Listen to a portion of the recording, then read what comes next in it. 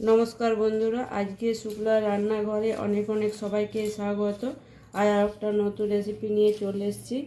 আজকে রেসিপি হবে বাঁকুড়ার বিখ্যাত বেলিয়াতরের মেচা সন্দেশ।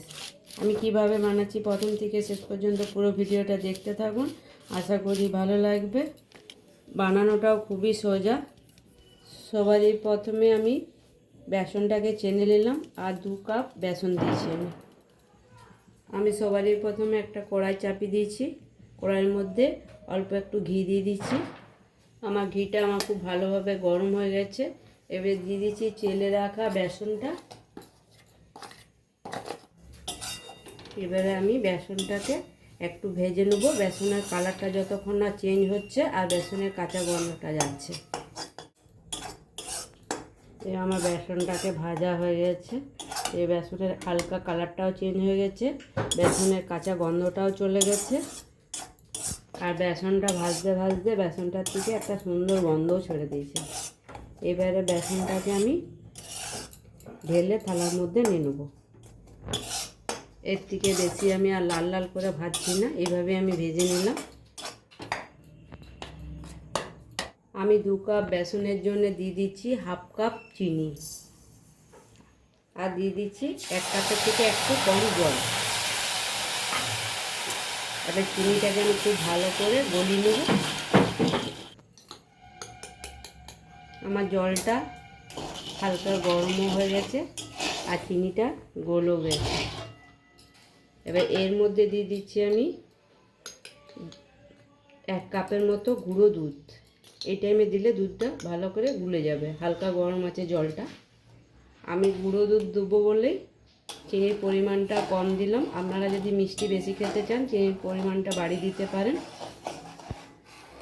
এর গুঁড়ো দুধটাও আমার খুব ভালোভাবে গুলে গেছে আর চিনিটাও গলে গেছে। এবার দিয়ে দিচ্ছি ভেজে রাখা বেসনটা। এবার খুব ভালো করে বেসনটাকে এর মধ্যে মিশিয়ে দেবো যতক্ষণ না একটা ডো হচ্ছে। 2 কাপ বেসনের জন্যে 1 কাপ জলই যথেষ্ট। খুব সুন্দর মাপটা হয়েছে। এবার এটাকে আমি খুব ভালো করে এভাবে মেখে নেবো, যেহেতু গরম আছে। আর দিয়ে দিচ্ছি এলাচ গুঁড়ো। আমি যে গুঁড়ো দুধ দিলাম, গুঁড়ো দুধের জায়গায় আপনারা খোয়া ক্ষীরও দিতে পারেন, কিংবা দুধটাকে ক্যারামেল করে একদম চাচির মতো করেও দুধটাও দিতে পারেন। আমি গুঁড়ো দুধ দিয়ে করলাম। আমার ডোয়ে পরিণত হয়ে গেছে আর কড়াই থেকেও ছেড়ে দিয়েছে। এবারে আমি গ্যাসটাকে বন্ধ করে এটা থালার মধ্যে নিয়ে নেব। থালার মধ্যে নিয়ে আমি কিছুটা ঠান্ডা করে নেব হাতে নাড়ার মতো।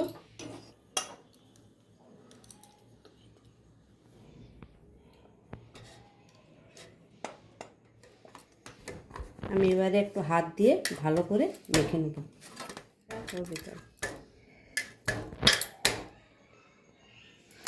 মাখাটা কত সুন্দর হয়েছে।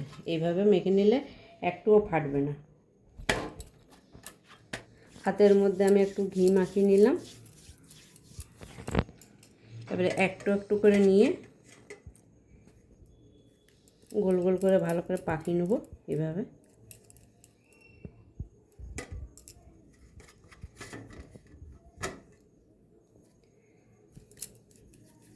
এইভাবে সমস্তগুলো আমি পাকিয়ে নেব, গোল গোল করে নেব। সমস্তগুলো আমার পাকানো হয়ে গেছে। আবারও আমি কড়াইটা ধুয়ে চাপিয়ে দিলাম। আর এখানে দিয়ে দিচ্ছি 1 কাপের থেকে একটু কম চিনি, আর ওই কাপেরই দিয়ে দিলাম, যতটা চিনি দিয়েছি ততটাই জল দিয়ে দিলাম। এই চিনিটা আমার গলে গেছে। আর এটাকে একটু ঘন করে মোটা করে পাকটা করে নিতে হবে। এখন বেশ কিছুক্ষণ আমি ফুটিয়ে নেবো যতক্ষণ না ঘন হচ্ছে। আমার চিনির শিরাটা হয়ে গেছে। আর কতটা ঘন হয়েছে দেখে বুঝতে পারছেন, কতক্ষণ পরে পরে পড়ছে।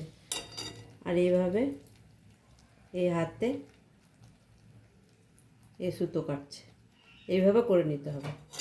এদিকে আমি একটা কলা পাতা নিয়ে নিয়েছি। কলা পাতার মধ্যে তেল মাখিয়ে নিয়েছি। আপনারা কলা পাতার জায়গায় যে প্লেটগুলো হয় খাওয়ার, সেই থালাগুলো, সেগুলোতে করেও করতে পারেন। আমি এবারে লাড্ডুগুলোকে এইভাবে একটা করে ডুবি দিলাম, তবে এইভাবে তুলে এইভাবে দিয়ে দেবো। এবারে এইভাবে লাড্ডুগুলোকে আমি সমস্ত দিয়ে দেবো, এভাবে ভালো করে মাখিয়ে দেবো। আমি একটু দূরে দূরে করে গ্যাপ গ্যাপ করে দিচ্ছি।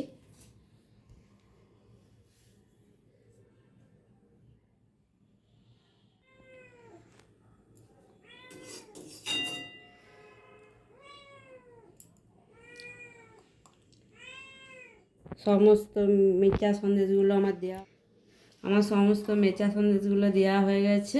এবারে বেশ কিছুক্ষণ আমি ঠান্ডা হওয়ার জন্য রেখে দেবো। আপনারা চাইলে ফ্যান চালিয়েও করে নিতে পারেন, তবে আমি ফ্যান চালাবো না, আমি এই অবস্থায় কিছুক্ষণ রেখে দেবো, 10 থেকে 15 মিনিটের মতো। এই আমার শুকিয়ে গেছে, আমার 10 থেকে 15 মিনিট হয়ে গেল। আর এইভাবে কলা পাতাতে কিংবা কিছু জায়গাতেই দিতে হবে কাগজের মধ্যে, তবে উঠাতে সুবিধা হবে। এই কত সুন্দরভাবে উঠে গেল। আজকের এই বাঁকুড়া বেলিয়াতোড়ের মিচা সন্দেশের রেসিপিটা আপনাদের কেমন লাগলো অবশ্যই জানাবেন। যদি ভালো লাগে লাইক শেয়ার সাবস্ক্রাইব করবেন, পাশে থেকে সাপোর্ট করবেন। ধন্যবাদ। আর এইভাবে বানিয়ে খাবেন, বানানোটা খুবই সোজা।